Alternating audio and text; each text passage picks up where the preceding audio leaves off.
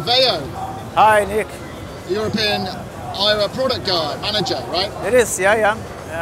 Happy to be here. Yeah. We saw everything yesterday, which was great to see, but now we're going to take a little bit of a deeper look at the configurer. Is that what it's called? Is it configurator? What's that? It's called AIRA Modular Customizer. That's what it's called. And it's basically a virtual rack.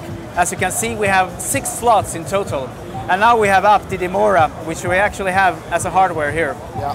And if I want to pop in something, I go in here and I get a lot of products here. Let's take an LFO from there. I want an ADSR. I do it very simple. And if you look around here, you can see a little bit what's in there. And it's going to be added up, so there will be more of these. But we start with 15 modules. So let's pop in the ADSR as well. And then I just can start doing the cabling. Very cool like this. And do my cabling. I could even add a module, a filter maybe. Okay, now I have that as well. And you know, then I just go out from here to somewhere, like there. Okay, let's pretend this is my rack now. Then I send it from here. I do this, and that becomes a patch, which is basically a data burst that we did in the old days. And that data burst I can put in here, remote in, so I could have that on my mobile phone, for example. Right, so and it's just an audio squared. Yeah. And then I could have like 100 of those and send a data burst, get a totally different track.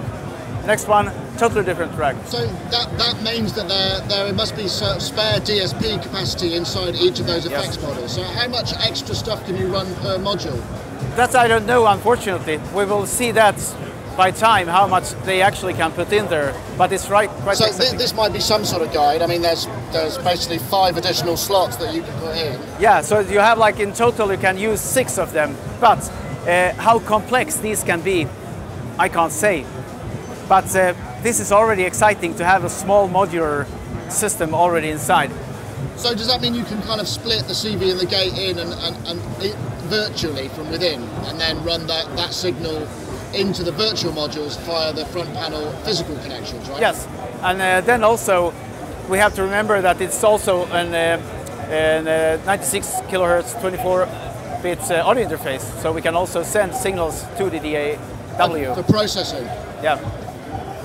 Okay, right, this is getting interesting. So how one thing I didn't know is there any, these also work as, they'll stand on the desktop as well, won't they? They don't have to be the modules itself, yeah, you can use them as a desktop module. So what we can't see here is that it actually, the electronics are not visible as on a normal ear rack. It's got a case around your case, so you can put it on the table, yes. And the other thing was, I was curious about, what's the power requirements? Because you've got the System 1 in there, but does that have to have a separate power supply, or does that run off the standard rails? No, you just have to be careful. If you have this type of system, you have to have enough of power supply. So normal power supply won't do, due to the fact that these are digital instruments and they have a higher draw than the analog ones. But that's fairly simple to just take care of that, so you have a more effective power supply.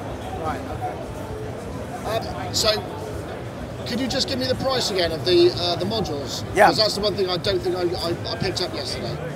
This is 599 estimates, 299 each for these modules, and that's quite a good price considering we have the additional modules. These are to be confirmed, but they are going to be very close to the level of what we would expect from a high quality analog module. Thank you very much, Veo. Thank you, Nick.